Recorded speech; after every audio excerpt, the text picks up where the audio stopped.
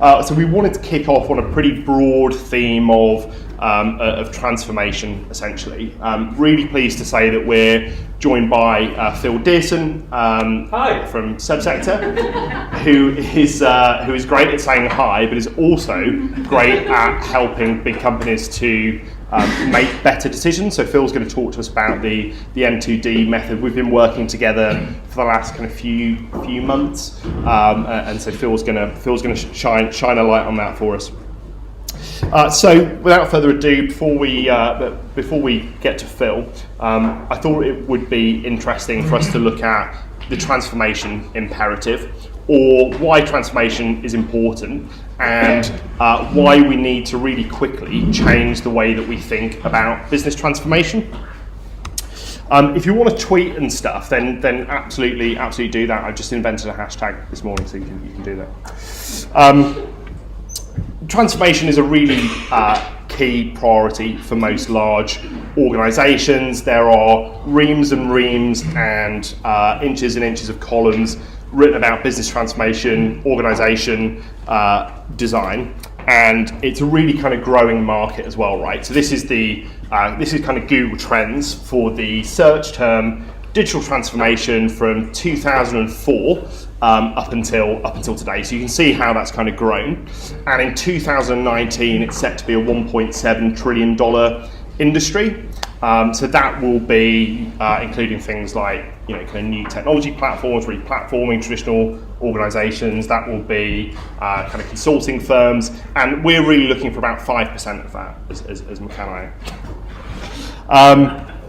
Interesting when you kind of search for business transformation. So I was looking for some kind of articles and some case studies of really successful kind of business transformations that when you kind of Google business transformation in Google News, actually it ignores the business bit and just gives you digital transformation news. And I think what we've started to do is kind of confuse the two a little bit. And I want to talk today about why business transformation is important first, and why we should get to digital and technology probably later on down the journey. Why do I think business transformation is so important? This is the average company lifespan. Oh, hi Siri. This is the average company lifespan of S&P 500 constituent from the year 1960, where the average lifespan of a company was around 55 years, and projecting forward to 2025 that it will probably be about a 10-year lifespan. So you can see that business transformation, making sure that we're fit for the future, making sure that the organisations of today are here in the next 20, 30 years, business transformation plays a really kind of key role in that. Over the last few months, closer to home, we'll have seen kind of the demise of HMV as a recent example of a disrupted business model, disrupted proposition, a disrupted customer experience. And when you look at revenue from kind of physical music sales from kind of 2003 onwards, you can see that's a pretty kind of rapid decline in the number of people buying things like CDs, DVDs, merchandise, all that sort of stuff. HMV actually first went into administration in 2013, and having seen this pattern of decline in kind of physical music sales, it's amazing to me that the first time HMV went into administration that there was no actual proper business transformation program in place. In fact, the only real thing that changed at HMV was that they added more merchandise to their stores. There was an attempt at a streaming service, but it was very, very separate from the core business. We've also seen kind of Debenhams in some trouble and kind of closing some stores, and that's another kind of cautionary tale, I think, but also one that wasn't necessarily unpredictable. So this is showing kind of growth of online sales as a proportion of all retail spend from 2006 to 2017.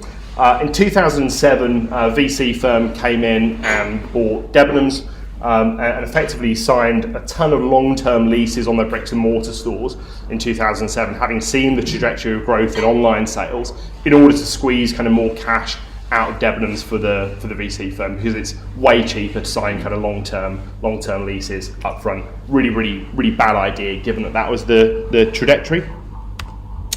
And I guess Kodak is like a bit of a disruption and transformation trope, but I still think that it's a really interesting case study to look at, because I think the change as far as Kodak was concerned was probably much swifter.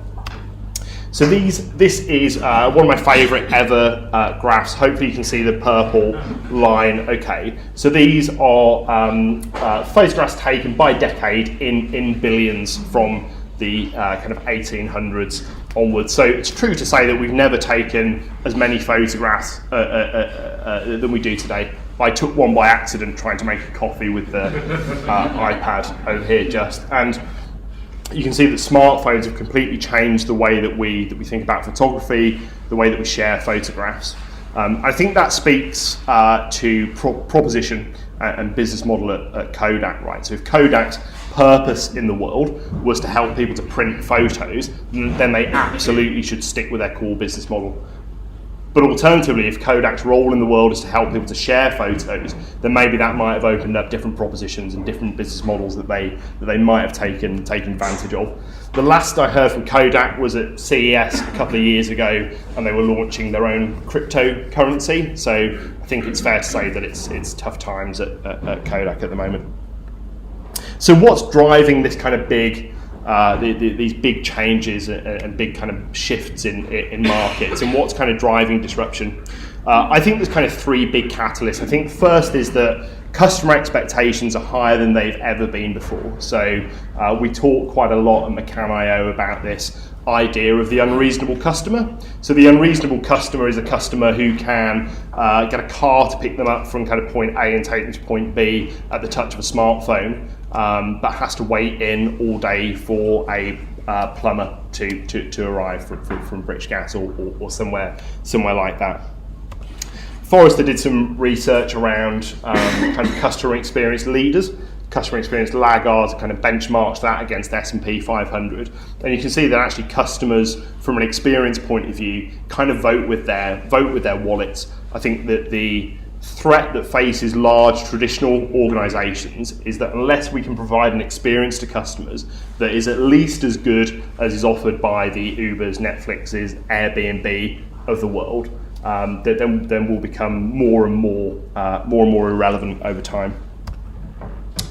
I think the second thing to note is that competition is coming from new and really unexpected places. So in a previous life, I worked with Hilton worldwide for 4 or 5 years, working with them on kind of global guest experience and new value propositions, new business models.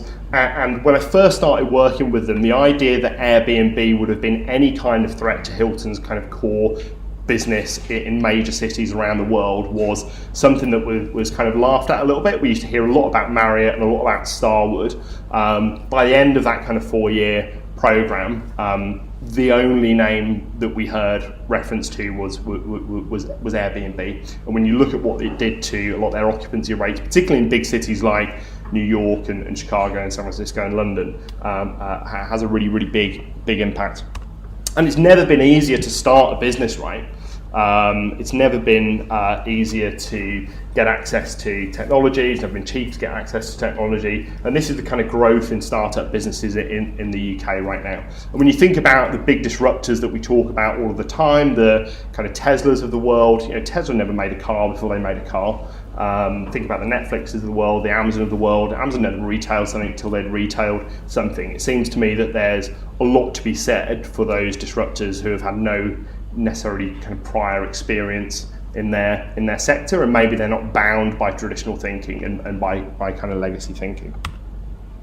And I think finally, technology is moving quicker than most of us can keep up with. So I can barely keep up with the amount of dongles that I need for my Mac, right? And I'm just one person. So you can imagine that in a large organisation, a large kind of global blue chip, that actually kind of keeping pace with the technology stack that they need for the future is a really difficult thing to do.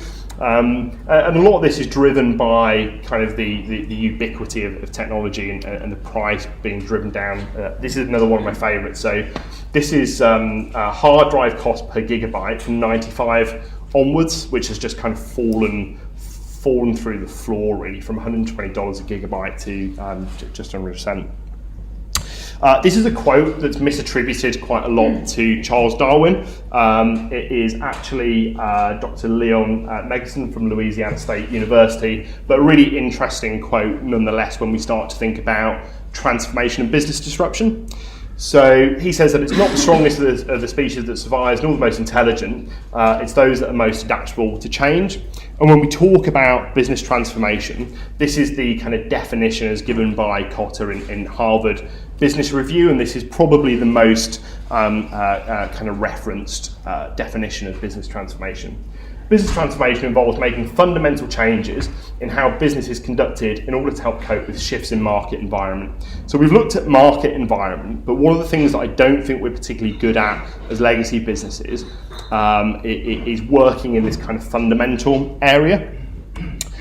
We've all kind of seen smart mirrors and kind of smart screens in retailers. Seems to be a thing that kind of retail is obsessed by, but won't save them. I've been in countless corporate innovation labs that are essentially kind of jam-packed full of the latest kind of hardware, virtual reality, augmented reality technology, but that's not fundamentally going to change a business and help them to adapt to shifts in kind of new market dynamics. And okay, there are some kind of interesting applications of new technology when it comes to customer experience, but this isn't fundamental.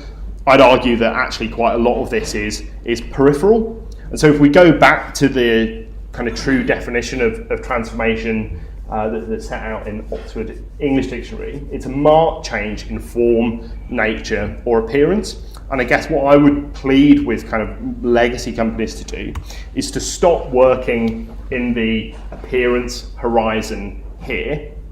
It's easy to work in the appearance horizon here and do all the kind of digital garnish stuff and the periphery stuff that kind of lives around the edges.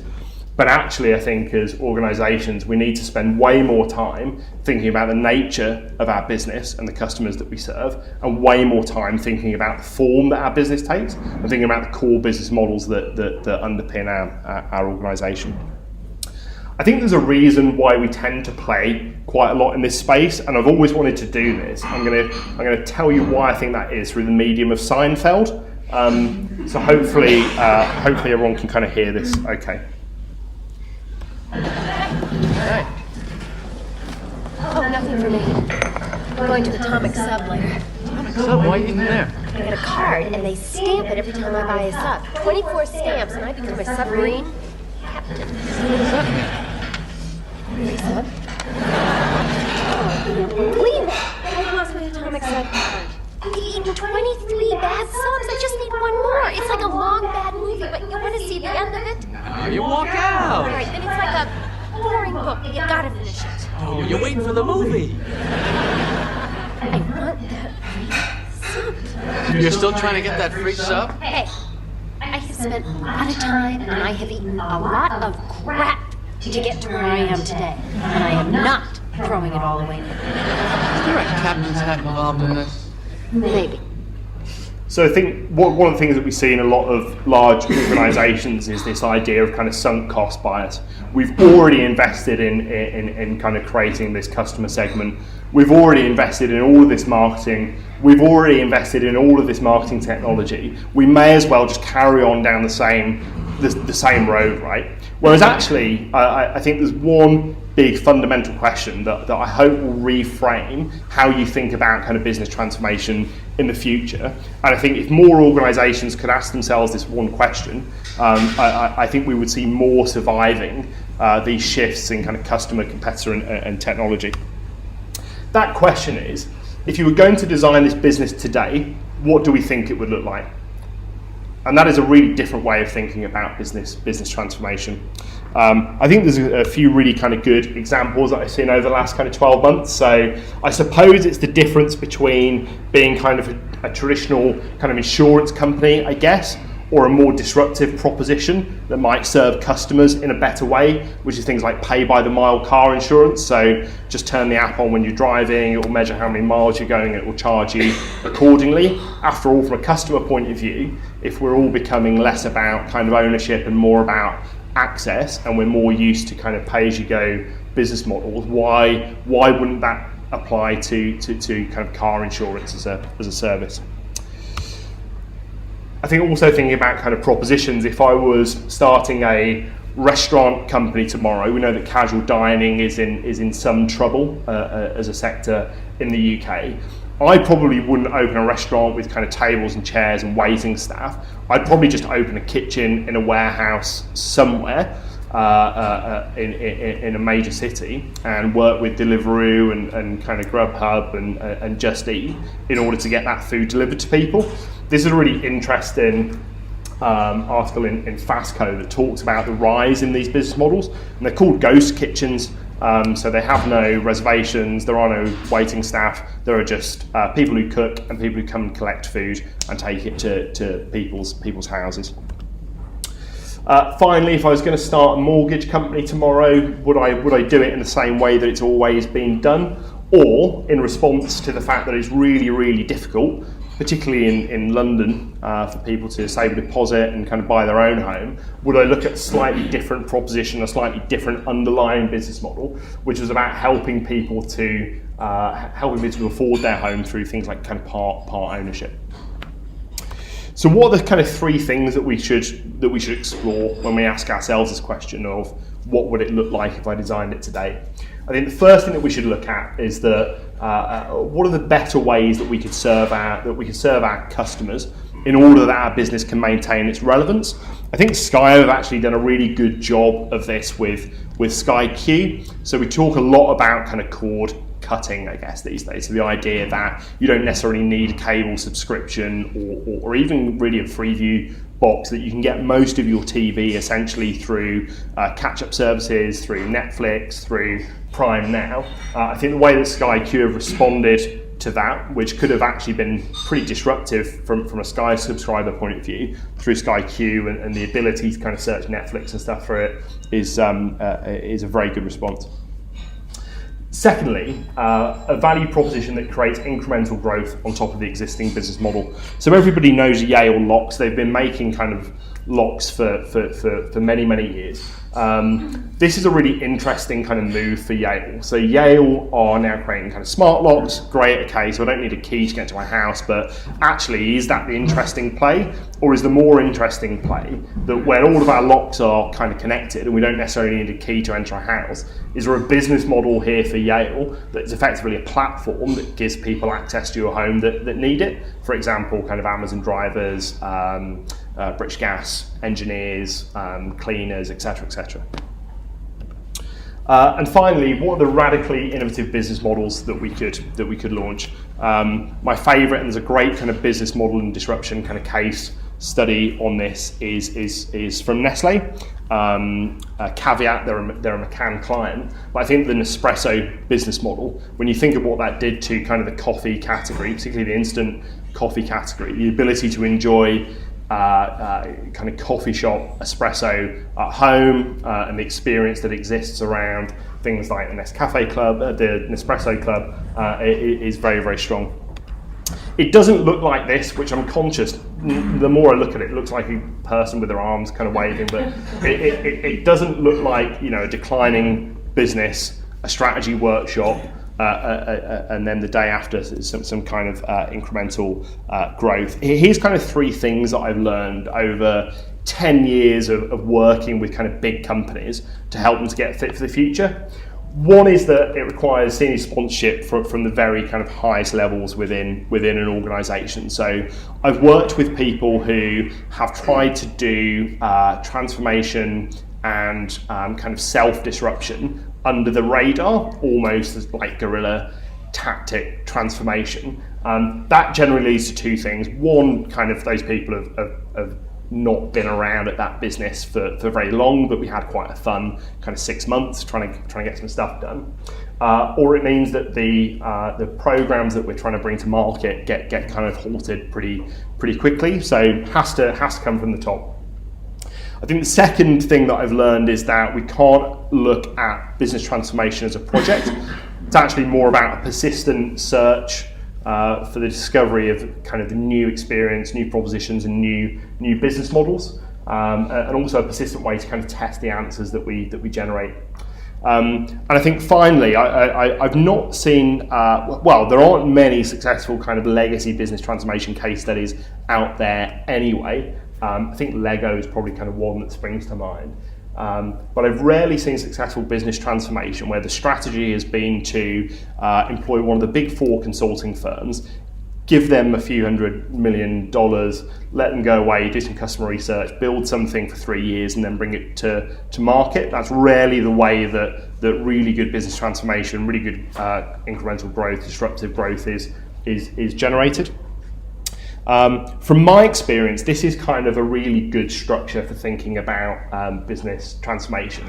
I'm conscious that it's the least good-looking kind of slide, but if we've got kind of core business here, effectively the job of corporate leadership should be to manage effectively a kind of transformation fund and have a full-time innovation team, not part-time innovation team or people who get to do this on a Friday, but people whose job it is who are employed as kind of specialists in business model generation, proposition development, to figure out what are these prototype businesses that we're going to develop, what are the ways that we might better serve customers, what are the ways that we might generate incremental growth through new propositions or new business models, have them working on prototype businesses, and have company leadership almost work as a strategic venture capitalist, if you like, investing pots of money and placing small bets on these different kinds of prototype businesses that we're developing, in the hope that it grows to become kind of the whole business.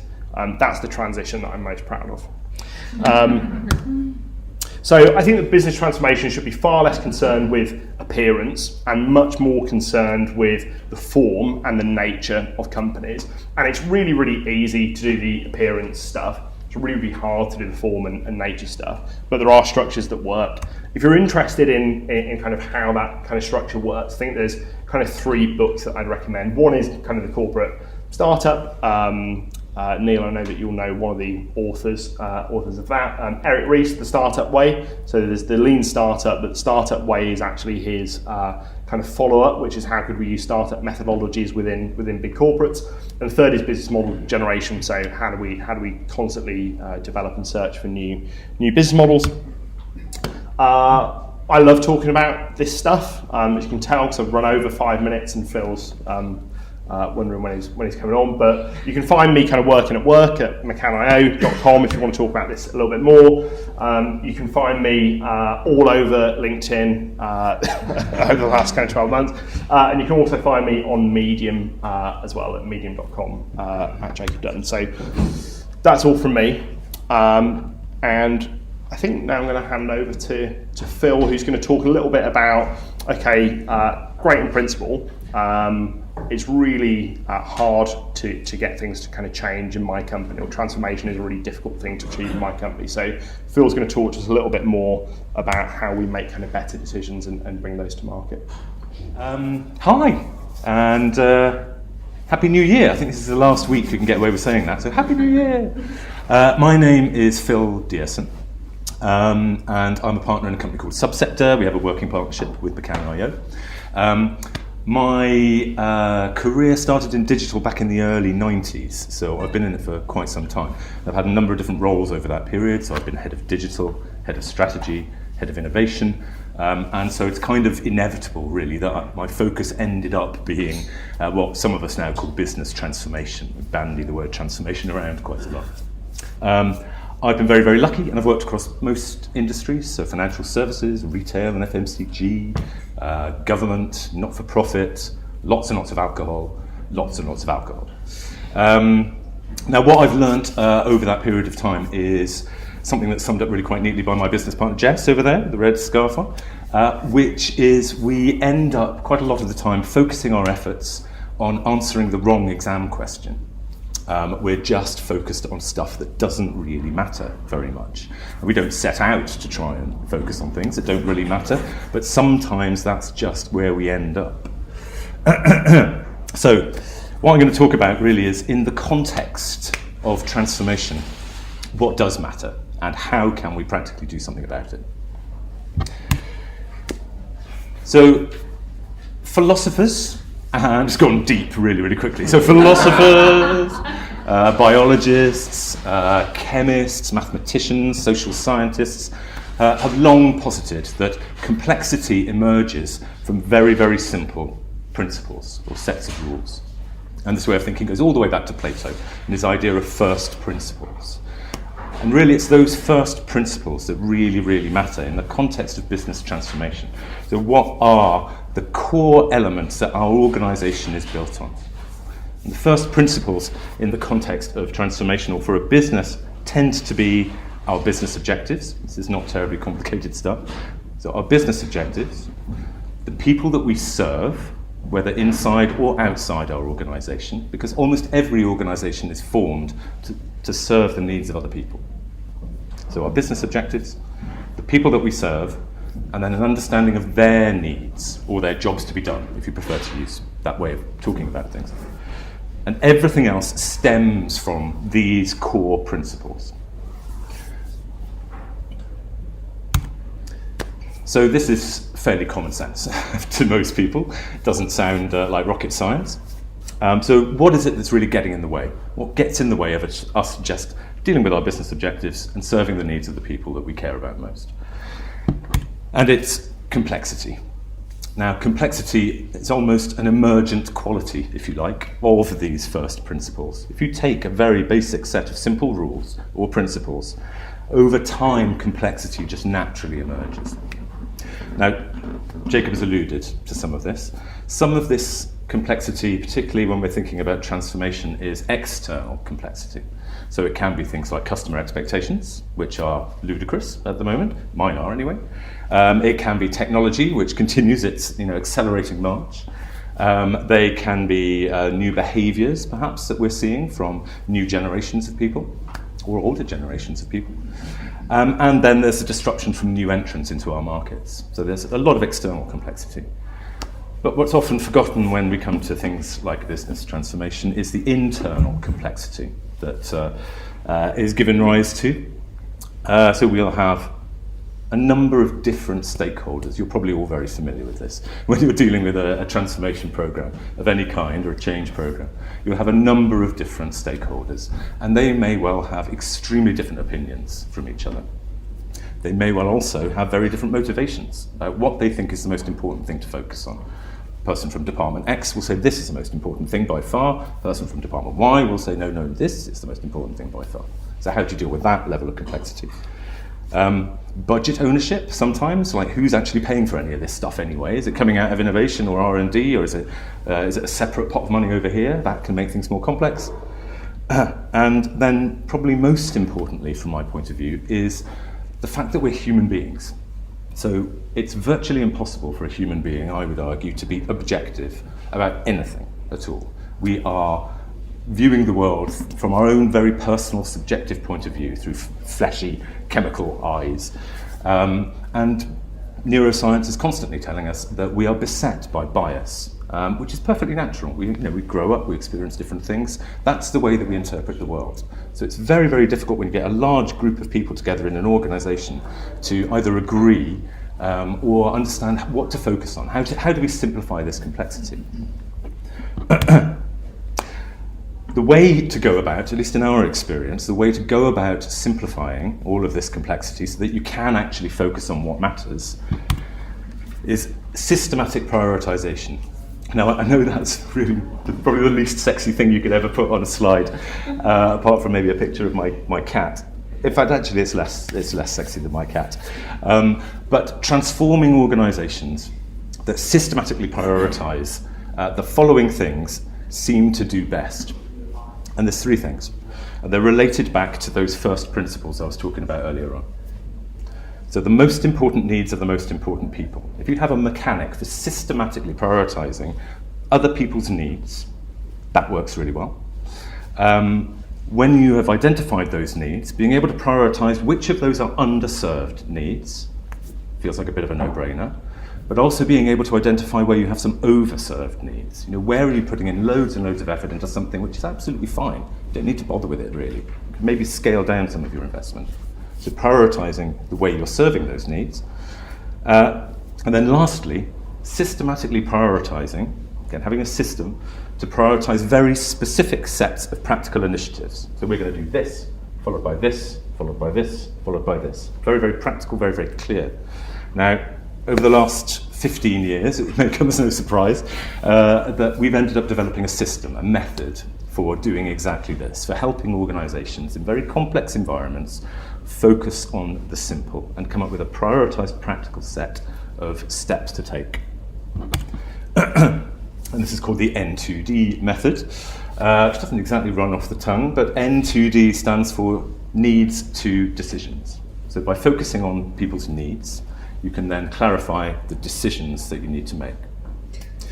It's part art, part science, in that it takes human insight and then enhances it with a range of algorithms that we've developed over the last 15 years to help us make better decisions about what our priorities really should be, given that we're so subjective and the situation is so complex. So the method will take a very, very big question, like what should we do next? Something very, very open-ended like that. And then it will break it down and down and down and down into lots of much, much smaller questions, which are much easier for a group of people to answer, or at least get some evidence for how you might go about answering this smaller version of that question. So for example, typically, when you're breaking down those big questions, some of the smaller questions are things like, what are our business objectives?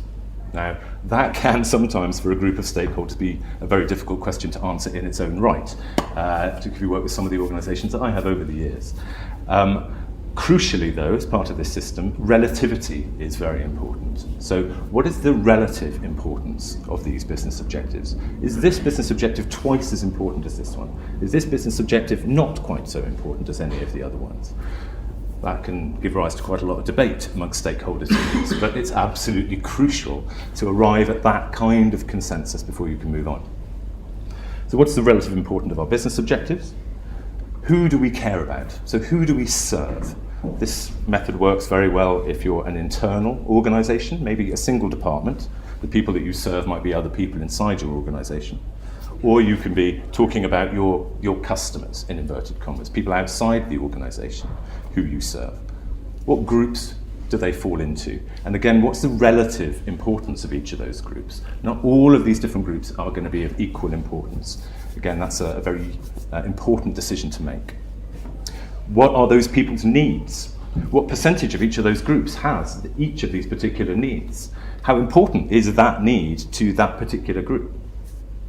We're breaking down that big question, what do we do next, into all of these different smaller questions. We then take all of that data and feed it into an algorithm called the need rank algorithm, because it ranks needs, which then produces a set of useful tools. I'm just going to show you the 3 key tools and whiz through some of the outputs rather than go deep into the methodology, because we've only got 20 minutes. So the first tool, this is my least sexy slide, by the way. So the first tool is a thing called the needs matrix, which is generated by the algorithm. What you'll see here plotted on the slide, these little orange blobs, they don't have to be orange, but these little orange blobs are the needs of the people that this particular organisation serves. This was for a local government organisation, in fact. We were talking about this earlier on. So they submitted a grant request to the European Union and they got £1 million to spend on transformation, in inverted commas. So having successfully received their money, they then went, what do we spend the money on? What do we do? And so we took them through this method. So plotted here are the needs of all the different people that they serve. Across the bottom axis, we have a customer impact index, so the people external to the organisation. How important are each of these needs in aggregate to each of the different customer groups that we care about? And then at this, the y-axis, we have the business impact index. So by serving any one of these needs, how far does that help us achieve our stated business objectives? So this need over here, find suppliers, for example. If we were to help people find suppliers, how far would that help us achieve our business objectives? So in this way, you're getting a mutual benefit, a very clear mutual benefit. By serving the needs of the people, we serve our business objectives. If time and budget is an issue, and it always is, then you start up in the top right-hand corner, where you have these needs of critical value, and then steadily start working your way down this way. Now, some organisations have said that, we didn't say this, but I'm going to steal it from them because it makes us sound good. They've said that this is great, this is our company purpose on a page. This is the purpose of our organisation, is to serve these needs rated in the way that they currently are rated. And they propose now to stick these up on the walls, particularly around some of the idea-generating parts of their organisation, so that when people are coming up with ideas, they can quickly refer to this and say, okay, well, which of these needs does that idea tick off? Tick off this one, this one, and this one. And when I was working in strategy at a digital agency, we used this as a briefing tool for our multidisciplinary creative teams. We would just give them this and say, off you go, come up with some ideas. Come up with some ideas for how you might tick off some of these different needs that people have. That's the first one. Second one is a service scorecard. Actually, I think this might be my least attractive slide. A service scorecard, which is just a simple balanced scorecard. So across the top here, we'll have a number of different jobs to be done, or customer needs. And here we'll have a weighting, which is pulled out of the algorithm that all of this information has gone into to start with, a weighting, to give us the overall importance to the people and the business. So this one over here, job to be done 5, that's clearly the most important one to be serving. Then we run our clients typically through a service estimate. They'll start to say, just on a scale of 0 to 100, how far do we think we're currently serving, or how well do we think we're currently serving each of these needs? About 50 out of 100, 90 with rocking that when we're doing it really, really well, 75, you get the general idea. And then at the bottom that gives us a computed opportunity rating. It's a very simple scorecard. An opportunity rating which just shows us where should we be focusing our efforts. Where are we currently underserving a particular need? Where is the benefit for us as an organisation? Over here we have job to be done 5, clearly is where we should be focusing our efforts in trying to serve that need better. It's very important to us and to the people that we serve, and we're currently not doing a brilliant job of it. Very simple. This can then be used as a briefing tool for, say, innovation or R&D functions inside the organisation or agencies. The last of the outputs is where things get even more specific, and this is definitely the most unattractive slide, and this is an initiative scorecard. Again, it's just a balanced scorecard, there's nothing proprietary about this, but it is pulling in data from the algorithm, from that needs matrix that we generated right at the start. So here we'll have a set of very, very specific initiatives. On the local government project that we were talking about, I think we ended up with about 86 different initiatives or something like that. 86 different initiatives for how to spend £1 million on transformation. And some of them were very well researched ideas that came from their internal teams, mixed teams. Some came from external partners. Some were pet projects for the highest paid person on the project. So give everybody iPads, for example, that was their idea. We always include do nothing as one of our suggestions in here as well. So we can say, what is the difference? If we did absolutely nothing at all, how are any of these ideas actually better than doing nothing at all? Let me wind back a bit. So let's say we want to give free jetpacks to everybody. We'll have a number of different needs over here, and we'll just briefly assess with the team, how far do we think giving everybody jetpacks helps us achieve this need for people? How far does it help us serve that need for people? How far does it help us serve this need for people? We'll do that for every single one of these different ideas. The different bit about the initiative scorecard is that we include a number of different dimensions as well. And dimensions are things that are probably the typical way that you would go about making an assessment about what's a good thing to do inside an organisation or not. For example, again, back to the local government project, just because it's front of mind, what's the time to procure? The time to procure for free jetpacks for everybody. How long would that take? And we'll give a rating to it. What's the cost to procure? Is there a cost for it? What's the cost to install? What's the cost to maintain? How much staff training might be needed? How much customer education might be needed, etc., etc. So these internal dimensions. We give a score for every single one of those, and you end up with a computed heat map, if you like, or a way of ordering all of these different initiatives to be able to say that clearly giving free jetpacks for everyone, that is the highest scoring one against all our internal assessment dimensions. It helps us serve these customer needs and it helps us achieve our business objectives. Couple of slides. These are some of the things that participants in the method like. Very rapid results. So I was working with a non-profit a couple of weeks ago, and we managed to get a lot of results out in 4 hours. So we've got 4 hours and we've got our needs matrix. Normally it takes a little bit longer than that, but we were running at it hell for leather. Clarity of purpose is another one. So often, particularly with things like the needs matrix, you have a bunch of people across the organisation who maybe have very, very different points of view, but they end up being typically very happy with a needs matrix scatter graph like that because they can see why every single idea is positioned where it is. Stakeholder alignment.